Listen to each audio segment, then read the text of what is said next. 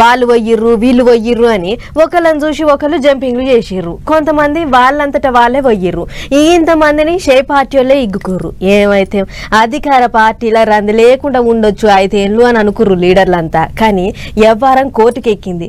సుప్రీంకోర్టులో పంచాది నడుస్తున్నది. ముచ్చట్లు జోరుగా నడుస్తున్నాయి. మరి ఈసారి ఏం నడిచింది, ఎందాక వచ్చింది పాండ్ర చూద్దాం.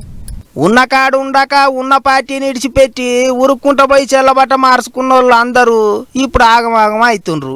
గదే కారు పార్టీలకేంచి చెయ్యి పార్టీలకు జంపింగులు చేసిన 10 మంది ఎమ్మెల్యేలకు ఇప్పటికే నోటీసులు ఇచ్చిండ్రు.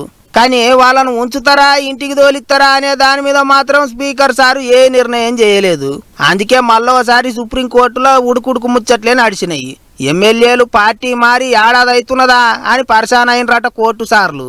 అయితే పార్టీ మారిన ఎమ్మెల్యేల మీద ఎంత టైంలో ఏటేయాలి అనే దాని మీద ఇప్పటిదాకా ఓ లెక్కపత్రం ఏది లేదట. అందుకే ఆటోళ్ళ ముచ్చట్లు ఈటోళ్ళ ముచ్చట్లు ఇన్నాక వచ్చే నెల 2వ తారీఖున మళ్ళా మాట్లాడుకుందామని వాయిదా వేసిండ్రట.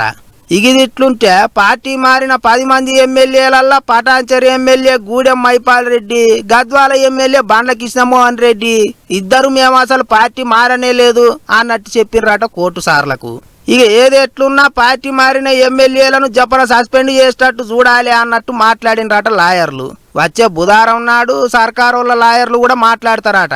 మరిగా వాళ్ళ ముచ్చట్లు కూడా విన్నాక ఏం కథ ఎట్లా అనేది తెలిసేటట్టున్నది. ఇగిదిట్లుంటే ఇంకో దిక్కు బై ఎలక్షన్లు వస్తాయి కావచ్చు, అందరు తయారు ఉండాలి, ఎప్పుడొచ్చినా సై అన్నట్టే ఉండాలి అన్నట్టు కూడా లీడర్లను హుషారు చేస్తున్నాయి పార్టీలు. కొంతమంది ఎమ్మెల్యేలు ఎలక్షన్లు వస్తే రాని ఏమవుతుంది చూసుకుందాం అన్నట్టే మాట్లాడుతున్నారట. మరి ఏమవుతుందో ఏమో కానీ పార్టీ మారిన 10 మంది ఎమ్మెల్యేలు మస్తు పరిశాన్లనే ఉన్నారు అనుకుంటారు చాలా మంది.